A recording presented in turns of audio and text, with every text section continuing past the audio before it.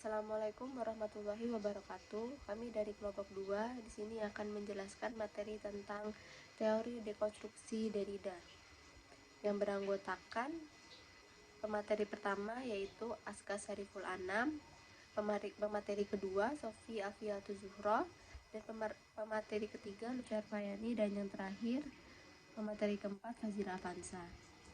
Baik, di sini kita akan mulai dengan pemateri pertama. Saya persilahkan.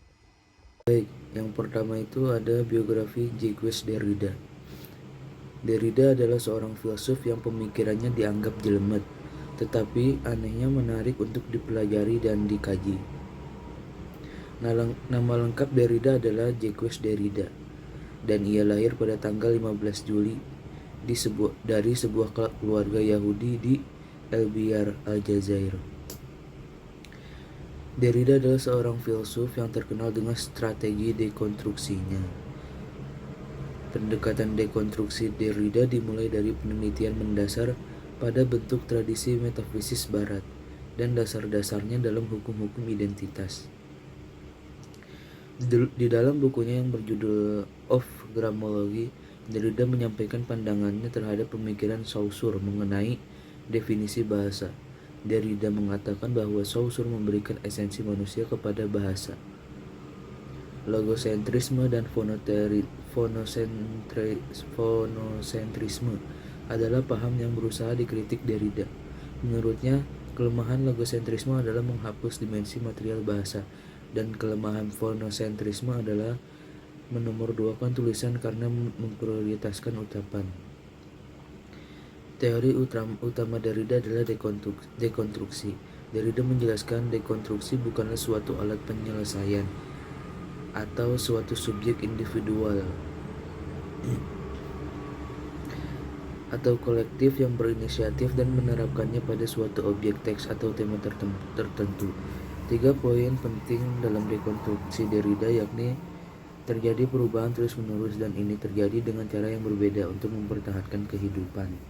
Pada tahun 1987, Derrida mengeluarkan kumpulan esainya dalam teks yang berjudul Psyche.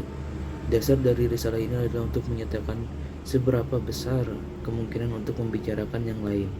Menurut Derrida, sikap yang tepat terhadap yang lain adalah menunggu. Lalu kemudian Derrida kembali mengutip dari tulisan sebelumnya yang berjudul Structure and Seek and Play. Yang lain itu datang sebagai bencana, tidak peduli baik atau buruk. Kedatangannya akan terlalu asing untuk dihasilkan oleh realitas. Dan Derrida meninggal di usia 74 tahun karena terkena penyakit kanker. Sekian, terima kasih. Assalamualaikum warahmatullahi wabarakatuh. Saya Sofi Afiatul Zuhro. Di sini saya akan melanjutkan pembahasan mengenai teori dekonstruksi Derrida. Sebelum membahas mengenai dekonstruksi, kita pahami dulu mengenai pemahaman Derrida mengenai sebuah teks. Jadi menurut Derrida, teks tidak hanya sebuah tulisan saja, namun segala sesuatu yang berbentuk perilaku, tindakan, norma, mimik, tata nilai, atau isi pikiran seseorang atau percakapan seseorang yang dapat dipahami, yang memiliki makna dan dapat diolah oleh akal. Atau dapat disebut juga teks adalah makna atau struktur, jejaring makna atau struktur simbol. Kemudian dekonstruksi Derrida sering dikategorikan juga sebagai hermeneutik radikal. Mengapa demikian? Karena di dalamnya terdapat sifat radikalis yang ditandai dengan pergantian perspektif terus-menerus sehingga makna tidak dapat diputuskan. Menurut Derrida, kebenaran sendiri itu tidak bersifat tunggal atau umum ataupun universal. Menurut Derrida, sebuah kebenaran itu bersifat partikular dan relatif, yang menjadikan sebuah penafsiran dari sebuah kejadian ditafsirkan oleh manusia dengan berbagai tafsiran. Makna juga ditafsirkan sebagai makna juga ditafsirkan oleh manusia sebagai berbagai macam makna. sehingga tidak ada kebenaran yang mencapai dalam totalitas yang bulat. Jadi maksud Derrida itu kebenaran pasti memiliki celah dalam makna lain. Salah satu contohnya seperti misalnya ada tanda lampu merah di jalan. Sebagai pemahaman orang-orang struktural, pasti lampu merah dipahami bahwa kita itu harus berhenti dan menunggu lampu hijau untuk bisa berjalan kembali.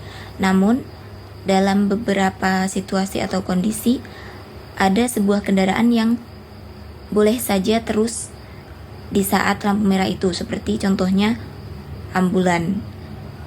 Karena ambulan kan memiliki keadaan-keadaan darurat dan lain sebagainya. Jadi, menurut Derrida, dalam mengartikan sebuah makna, pasti ada makna lain di samping makna yang sebenarnya.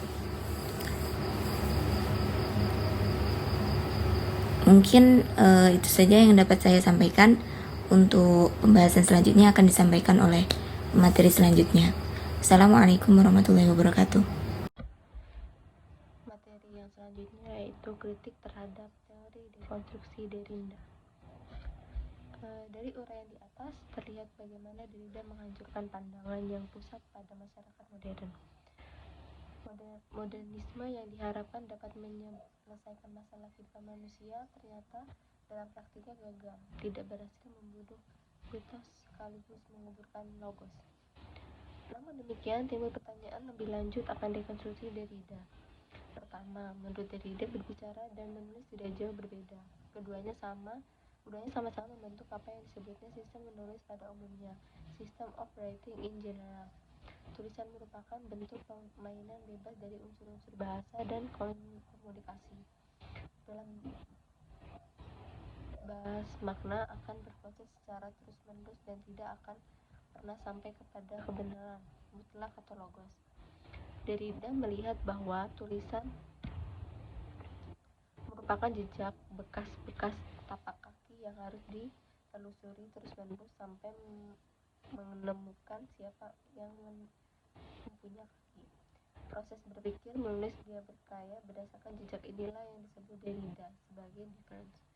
Melalui proses difference, Derrida menolak adanya makna absolut, makna transcendental, makna universal seperti yang dipahami kaum strukturalisme.